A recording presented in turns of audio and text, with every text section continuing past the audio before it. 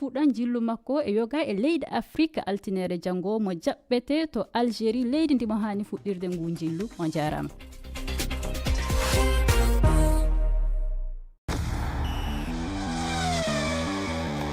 Coftal ɓalli men Oumar Mamadou Sow. coftal ɓalli men tedduɓe heeɗiɓe RFI fulfulde daadi duniyaru on calminama. bisimilla moɗon to gonɗon ene gonirɗon tedduɓe e yewtere men hande coftal ɓalli meɗen sikki ala men kal e jillu ngo Patrice Motsepe horejo fedde africankore darunide fiiji ballon hono kaf jillu ngo waɗi ñande alarba ɗo e Sénégal alkames koto Maroc o wonno mayen garto e ngun jillu caggal ɗum kalen e Ligue des champions toon to dongre Europe eɗen gandi kawri jahol tawi ko ina wayno nayaɓal timmode kawri ɗe mbaɗi talata kame alarba woodi no pottiɗe ɗe jaari bettere waɗi hen beele ma ko wite remontada waɗe kawri duttal ɗe padade alarba talata kame alarba men gartu hen kono tedduɓe mbawa wadde haldeɓe 12 suɓaɓe woni Afrique naaɓe fijoɓe toon to Ligue 1 ɗum noddi leydi France tawi noon ko foɗodiroɓe jeenari Marc Viviane Foye men gartu hen toɓɓe goɗɗe cewɗe e nder yewtere meɗen tawi ko coftal ɓalli men tedduɓe bisimilla moon.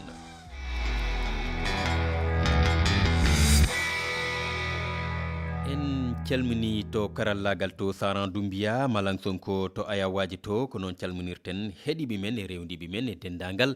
médiaji meɗen rendo no wowirni e kala letteɗen gondi eɗo banggam ñamaɗo e Dieynaba Sow mi salminima Dieynaba. salmitimama Omar mi salmini dendagal heɗotoɓe daroɓe men kala kelaɓe calmitima ɗo banggam nano ɗo Arunu Déme mi salminima. waɗa salminma ceerno Oumar eɗen calmina kala hettiɓe en ha toon to Paris la France Yero Mangara mi salminima ceerno Yero.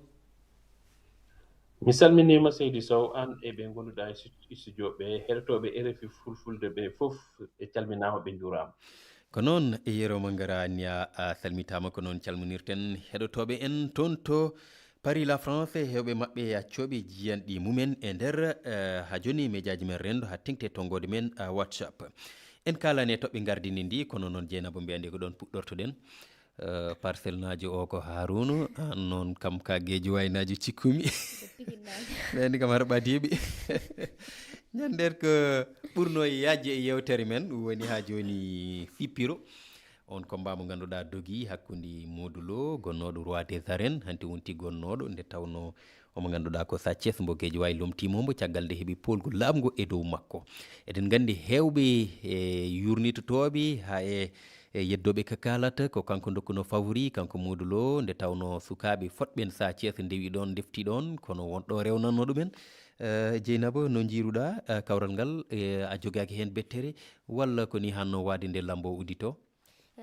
no waɗi bettere seeɗa saabu no mbiɗa ni hewɓe jokkuno favori ko Modou Lo saabu sa ƴeewi rewɓe ɗon ɓe foof sukaɓe ndewi ɗon ko wayno Boy Niang Ama Baldé ko nandi hen wadde Sa Thiès kono noon sa ƴeewi kadi banggue goɗɗo andi kadi wona bettere saabu fottani mo ganduɗa ko hotɓe makko ko famille Double Less fotti Balla Gaye kañum liɓimo laabi ɗiɗi wadde so gembi miñum rewnima miñum addi liɓimo wadde ɗum ɗon ne hani wajima ɗum rokki ɗum conseil wona hunde bettude kadi woni joomum laaɓgu tawi kadi ko jawgu wadde ko hunde nde ganduɗa kadi Sa Thiès so liɓimo ne hani ko suka mo ganduɗa dariɗo e oɗo saaha ni en e lambo so heeɓi roi des arènes ko hunde ganduɗa ne hani e muɗum kanko Modou Lo ne saha makko no heddi kadi wonko heddora kankone kawri yeeso Harouna ma taw wawi wiyede hannde kam galle Double Less o kam teehi parcelle naɓe ɓe eyyi no wawi wiidire en noon saabu sa liiɓe mawniraɗo liiɓima laabi ɗiɗi miñiraɗo arine liiɓima noon tan wawi jagguirede sukaɓe noon ɓe dañi laabi tati eɓe gona lamdo e nder lamba hen ɗum noon ko liggey mabɓe tan tolni ɗon woto sikki combat ono yaari ni e taari ɗum o foof hollirta tan kanko wonno favori kanko Modou Lo kono ham kettunoɗomo less o tawi rewane lawol heddiɓe dañɓe raya roi des arènes ndi saabu haade makko yettade ɗon heddiɓe fof kawranno e won mennoɓe wonde roi des arènes hikka meedi wadde mo ganduɗa tawi rewani ngol ɗon lawol ari tan directement jettirayo eywa ko noon ɗum hanno yarude Yero Mangara an ha toon to la France a yeeɓi kawral ngal ganduɗa no wattino hakkille no feewi ngal yardama ɗo watta e leydi ndi ha e Bowal Mayri téléji mawɗi winderiyankoji gaari nani hen juuɗe mumen ewa annen jiruɗa ngal annen de wonko kalnoɗa hen e ñande alerte. eyyi min mbinomi ko kala gañiɗo no moƴƴi ɓaade no jiirumi ni ko ɓuri leyɗele 70 e aduna o pawa combat men pawa lambo men sippiro men gonɗa ko ɗum woni aada men ɗum woni cosaan men ɗum ɗon tan ɓeɗa weltino hen kono min kam jibinami ko Guédiawaye mawnimi ko Guédiawaye so Guédiawaye gañima mi weltoto hen kono e oɗo combat kam min kam janngunomi kala gañiɗo no moƴƴi ɓaade dal min pour min gañi hannde o ko Sénégal gañi hannde ko sport Sénégal ko sport Sénégal gañi hade meɗen yawtude tan nde tawno eɗen gandi MMA ina wayno woɗɗani e lambo no feewi Arouna Déme eɗen gandi e ɗeɗo balɗi Sénégal naaɓe kay nani wiw omo ganduɗa ko Blindé eɗen gandi indi makko gongo ko Adama Diop kankone ko cippirtenoɗo wonno o naati e on ɗon fannu e oɗo saaha noon eɗen gandi o heeɓi polgu tawi kay ko polgu mawgu no feewi ñande alkames toon to Johannesburg e yesso ɓiɗɗo Congo saabi hande woni champion du monde e nden ɗon haralde makko ɓe ganduɗa kadi ko ɓe ganduɗa kadi ko joomen doole heptinaɓe ɗum ni kadi way kono mbaylari ndi ganduɗa so tawi eɓe ummima ɗo hante ɓe dañi damal gongal nde tawno hante ɓe ne puɗɗo hen nadde no feewi eyyi ma won duuɓi 3 walla 4 caggal joni Sénégal ene naati hen no moƴƴi aɗa andi so tawi ka lamba mbatta aɗa waɗa entraînement boxe woni fiidirede gobbodirede aɗa wawi haɓede jaggude fukka e leydi so tawi MMA ha ɗum wiya hadi par ce que MMA no wawi fiide koppe aɗa wawi fiirude koppi aɗa wawi fettude fof rendini waddi hen noon rondere haɗa beeleɗa fof ha Allah wiita ha weeyo fukka e leydi so ɓe ndendini ɗum eɓe jogui doole moɓe jogui o hande hollirtu tan wonde Sénégal no wawi dañde en heewi ciftinten tan noon ko catégorie ji MMA ɗi ne heewi kamɓe o moɓe goni eɓe poododire toon mataw no wawi jaggede kañum heedi nayabo banggue nayabo e sono dartirten o ɓurdotowde keddo dow o ɓe cuwayatoya toon taw kono ham holliri wonde kanko woni Didabo Moustapha Diakhatene kañum ne ay si kañum ne dañira e poddo noon kamɓe goni tatabo Sénégal dañino gotol kamɓe titoɗo soɓe gari won ko hollirta tan wonde Sénégal darde dare banggue NMA e Afrique joni darde nde no mantinine feewi Dieynaba Sow mataw ko butelaji eɓe ɓuftotoɗo soɓe goni e lambo ka ko ɗum rewtaɓe ha toon awlani ko ɗum woni ɗon sikkani saabu toon a yiyata toon butelaji ɗi so min mata ko ɓe nawor ɓayrde ha pari ɗeɓe ɓuftinoɗi ɗum jaggataɓe hedde ɓe kono Arouna wini doole ɗe ndi ɗo ene ɓe mbaɗa lamba andi heddiɓe lamba ɓuuri ɗo wonirde ɗo henne no waɗi kala ko watte e MMA ni hen no waɗi goɓɓe no waɗi bukku no waɗi foof nani hen wadde sa nawri ɗen ɗon doole foof a wi MMA ko ɓeyduɗa hen foof aɗa wawi jogade kam wonde yesso seeɗa wonande heddiɓe ɓe ganduɗa gardi tan ko natirde e MMA ɗum ɗon wawi wonde avantage sa ƴeewi ɗiɗo domunnaji sa ƴeewi Reug rewino ɗon en jii kadi mbiruji men goɗɗi en naata hen ko wayno Bombardier yeehin toon seeɗa kadi sukaɓe woɓɓe kadi nana gara hay ɗo e nder leydi Sénégal wonɓe ganduɗa ene dilla hen Bombardier kam bo deegui toon womata ko ɓe fikki yoɓe ndena Bombardier de ɗum noon ko ɗum mbawɗen haalde e on ɗon alhaali lamba kam e MMA no wawi wiyede ko kay jiidi yummu kam hayso ceeri baaba ɗum noon tedduɓe en ɓennat joni en kaalini e gardini ndi jillu omo ganduɗa ko Patrice Motsepe ko hoorejo feddi CAF nde ganduɗa eɗen gandi suudu mum ñawirrudu na mbiyen ñawru gullitanɗi pellital ngal ɓamno ko yowti e ittude rayi mbo Sénégal heɓno wattano ɗum leydi Maroc ɗum jibini haala Sénégal nawi haali o to suudu winderiyankoru ñawirde coftal ɓalli ni wiye tas kono Yero Mangara a ƴeewi a rewndima jilluwo mo ganduɗa ko Patrice Motsepe ko haali ɗo e nder leydi Sénégal haade mi rokkudemo konngol jiyen keɗoɗen bo kanko Patrice Motsepe ko haalno seeɗa e hunde ko haalno garten Those areas where we think there's a need for won nokkuji ɗi men felliti men poti sembinde bawɗe amen ko woyi moƴƴude miɗo sikki eɗen poti rewde yeru ko Europe waɗata ko FIFA waɗata ko ɗum waɗi na moƴƴi emen wadde ko wayno yiɗɓe e ndaroɓe fuko koynguel Afrique ɓe to sikku ñawoɓe ɓe wona nonɗuɓe walla kadi ɓe feewa min puɗɗi ko noddude hoorejo goomu ñawoɓe ɓe e nder e batuji goomu toppitigo golle namde ɗe mbaɗɗa ɗe namdama hoorejo goomu ñawoɓe ɓe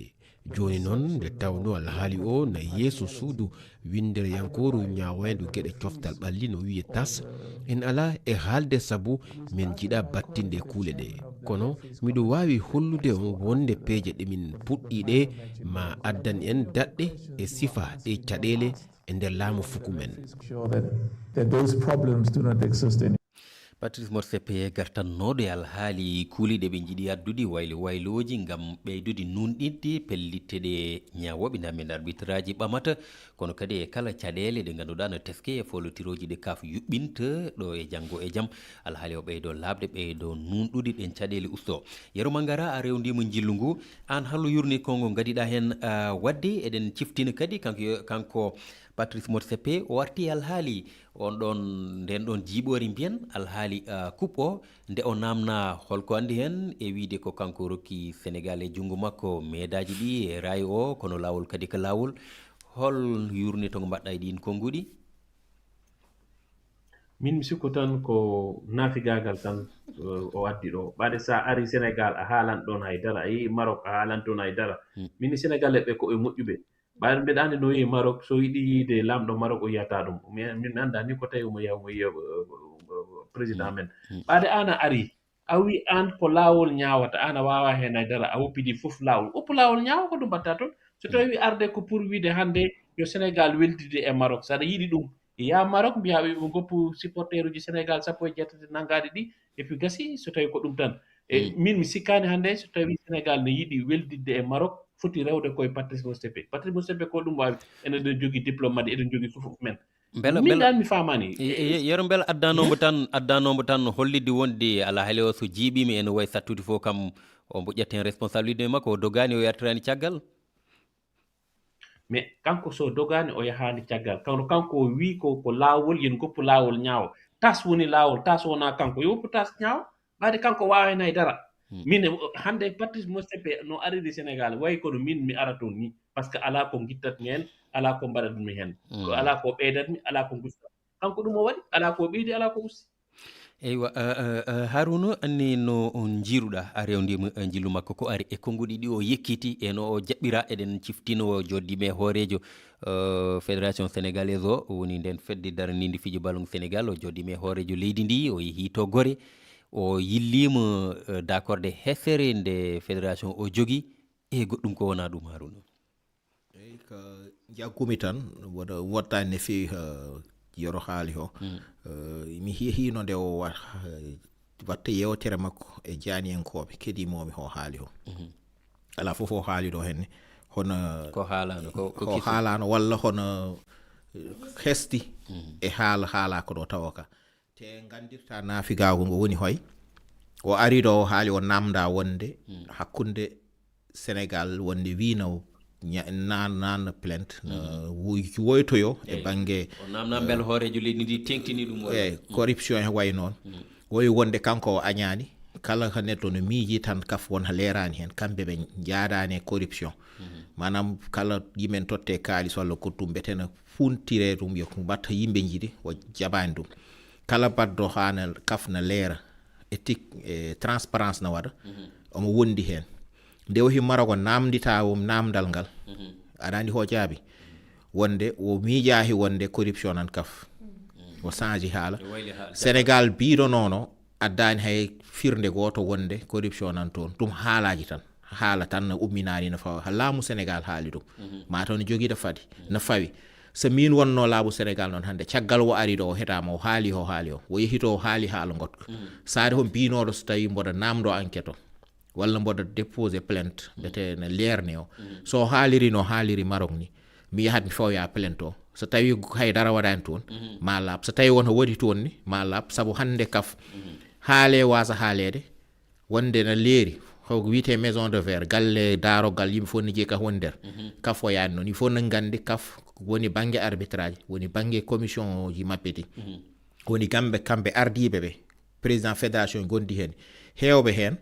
ko wiyete ha wadɓe corrompi o ɗum hay goto wawi ittande ɓe ɗum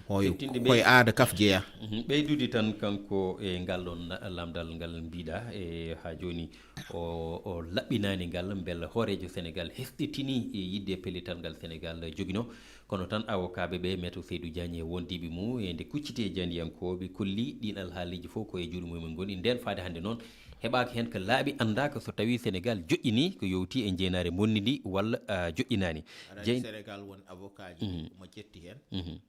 on ko ɗum woni liggeyam e dossier he ko on woni fewnude dossier o nawara enquête mum kanko no sherpa kanko jogui on banggue kanko nawata ɗum woni maître Olivier Sur kanko on banggue kanko tan hettina toon so yonti mboɗo sikkima o woto yaltini hen so yontima o haal yimɓeɓe nana Dieynaba haade mi ardema en jaata dokken konngol heɗiyankoɓe men ɓe eɓe gaddi jiyande mabɓe e jillu Patrice Motsepe guila Sénégal ha Maroc keɗoɗen ɓe garten. min kam muusiyam tan ko halngal tan miijo tan maɓe joguinogal tan ɓe mbiye tan eɓe guitti affaire o e pettuɗum Maroc joni noon ɓe jeehi ha nder noon maaro affaire o ɓurtiɓe doole e o ari noon pour omom yiide wadde masala ha tan pour naggam hanki sari foof ko dow mum woni joni o foti tan ko tasa ara garta e mbadda masala ha tan ɗum tan woni ɗon tan.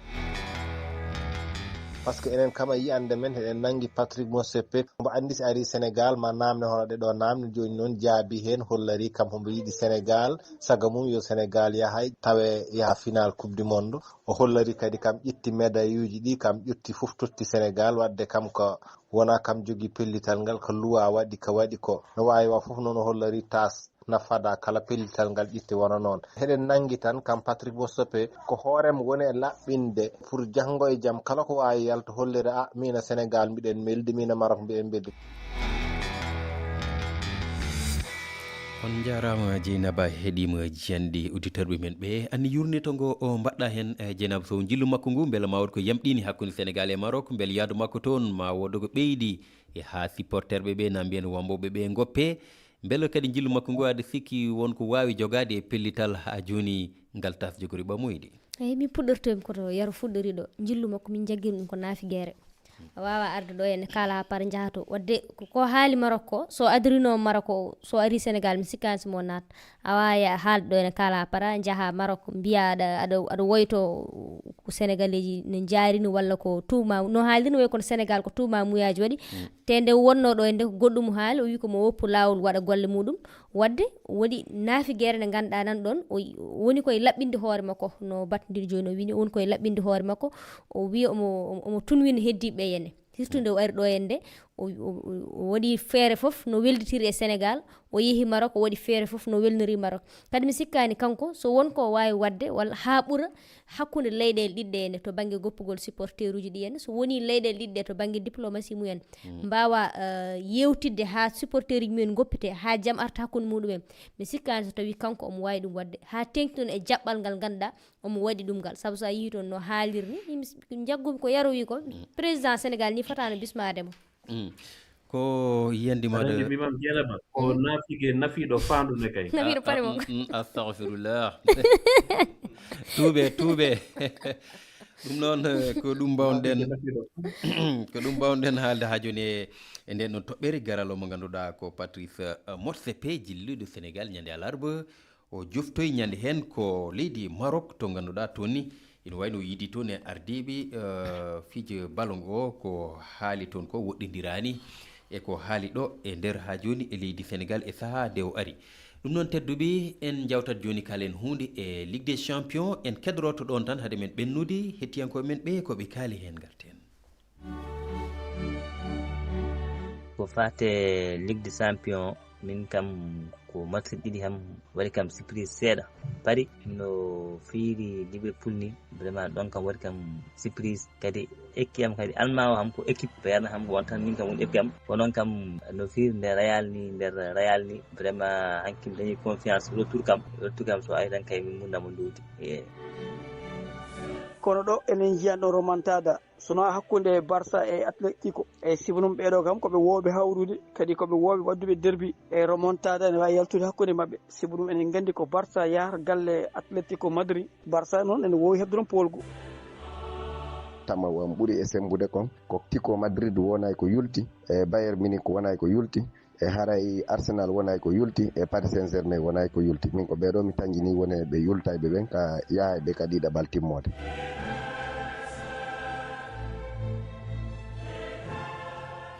en nani koɓe kaali ha joni ɓeɓe miiji ko o yaltoɓe ha joni Yero Mangara ko toon gonɗa an haɗa yettina mbiyen kawre ɗe hettiyankoɓe kame e yeɓiyankoɓe en jii kawre jahulɗe ne jaari bituji mbaɗi bettere waɗi Barcelone ko e nder ha joni dingiral muɗum fiya Real de Madrid ko hono nonne eɗen gandi kadi Arsenal hewɓe no cikkirno ni kayni wayani noon Liverpool en jii ko Paris Saint-Germain waɗi ɗum mbadi kuptidindi no jiirɗa kawre duttal ɗe jogori wadde no waadi e cikkuɗa yaltoɓe Yero. Yaltoɓe mi sikku Paris Saint-Germain kam ça fi 2-0 o Liverpool mo ganduɗa sellani aɗa wawi ɗaminade ma yaltu Bayern kadi yiyama yeehi fi Real Madrid leydi mum ɗaminama kam kadi ma o yaltu bettere ɗe dal mi sikku Atlético Madrid hay goto andano sikkano mo wawi fiide Barcelone e leydi e nder wuro mabɓe kono yaade tawoyamo fiyamo loggamo ɗiɗi mom hay goto sikkano ɗum waɗimo éliminé coupe du roi sa renaki ma waɗmo éliminé ligue des champions. Dieynaba noon jiiruɗa ko Yero haali ko beele andi no welma no fewi beele haɗa jogui hen fimdi. welani yeddude noon saabu en jii Atlético e Barça hikka kam ko potti kon heewi o waɗimo éliminé coupe du roi sa ƴeewi idan nde o fi folimo nayyi nde o arti nde Barça etinoma saabu arda e makko ha tati ngol ɗo kadi ko Barça fonno wadde ɓaade hawrte makko lawol gongol fonno jaggirde ɗum ni ko ngol ɗo ni ɓaade mi ratti ɗum auto remontada mi heɓani ɗum wadde ngol ɗo mi waɗa ɗum kono ayi kamɓe kadi ngari kadi ɓe ndewe e dow Barça kadi ɓe pooli ɗum ɗiɗi hayso woni yakare ne joga saabu Barça so yi toon horaki foldeɓe saabu folinoɓe tati ko ɓooyani wadde ne wawi reftude rew noon wawi folde ɓe tati kono wona kam wona hunde wemde oɗo sahani en heddi ko noon to banggue Bayern Real kam ɓe jaggi tan Bayern ne wawi hungude lawol gongol. Aywa min nani kam Oumar Bassoum wonno ko Bayern o wonani o wi ko ma Bayern o wi ko ma munno Real leydi no wiide Harouna o wi ko Bayern no munna Real leydi anden jiiruɗa ɗum boɗo jaggitande match aller o déjà Bayern no fonno munnude Real leydi sabu différence on hewno feewi soɓe dañi tan hettiti ni ɓe nanni haɓe loggi gotel e poti yettude par ce que première mi-temps o tan sa yeebi match o ayi mbawno won loggede 4 walla 5 Paris e Liverpool ne hanon yaari sabu tawi Paris nan loggino ho dañno ho gendam walla o 4-0 o daroto 4 haydara ɗi daroto mboɗo sikki noon so Paris walla Bayern match retour o so Real e Liverpool jalti pour jeyum fewnitade ne gartiri espace uji ma watte aɗa andi pettugol Paris walla pettugol Bayern deɓe nandude on banggue eɓe jogui yawɓe no fewi. Arsenal ne haɗi sikkima yelto Harouna Arsenal jaaɗo hawoyi Sporting o woto sikki so Sporting yeehi terrain mabɓe ne maɓe loggu ɗum kono gotel tan noon ɓuri match ɓurrowo heddade indécision ne wawmi wirude ɗum ni ma leerani no moƴƴi o em hakkude Atlético e Barça aɗa andi Atlético o wawi loggude Barça foof go o Barça o dañno kartal boɗewal 10 keddino ɗiɗi Atlético o hen sahaju ɓe entraîneur mabɓe o juumate match uji jumde de woni ko haaɓi o logginotide en jahol ngol o arta o darna bis kala makko o daro mo fada so loggama gotel walla tati kala ho fewjuno bona o waɗa mur makko daro miro so miro waɗi wuddere wotere tan kala ho fewjuno bona équipe makko jahi so ɗum noon so tawi o fettiri no fettiri jawtuɗo woni o yalti o fetti mboɗo sikke mbawi loggude Barça haɗi gongol ko noon Harouna sabu Barça noon ala défense so tawi ɗum woni probléme Barça ewa woni ko Dieynaba Sow yiɗa nandi ko kame Moussa Bari Alou Seyni Ba ewa Yero Mangara eɗen gandi prix Marc Viviane Foé ko raye mbo e refi kame France 24 dokkirta guila hitande 2011 Marc Viviane Foé maynoɗe dingiral to Lyon hitande ujunere ɗiɗi tati wonno e fijoɓe Afrique naaɓe wonɓe to Ligue 1 championnat ba France 1 cuɓama tato ko Sénégal naaɓe Moussa Niakhaté Lamine Camara e Bamba Dieng ɗiɗo ko ina wayno Ivoire naaɓe ɓen Ivoire naaɓe aussi eɗen gandi ko Goela Doué Martial Godo kono kadi Hervé Kofi mbo Burkina Faso e Arsène Kouassi ɓen kadi ina hen Mamadou Sangare ko goto mo Malinaji Argentine naaɓe ɗiɗo ɓe ko Ilan Kebal mo Paris FC kame Aissa Mandi mo Lille kono eɗen gandi Pierre Emerick e Bamoyanga mboni hen kanko woni goto tan meɗa ƴettude oɗo raya waktuji ɗi ko seeɗa heddi hen Yero Mangara ɓeɗo suɓaɓe limore nde ko kamɓe tan kanno yaltude e mayre e ko kamɓe goni mantiniɓe toon to Ligue 1 mo France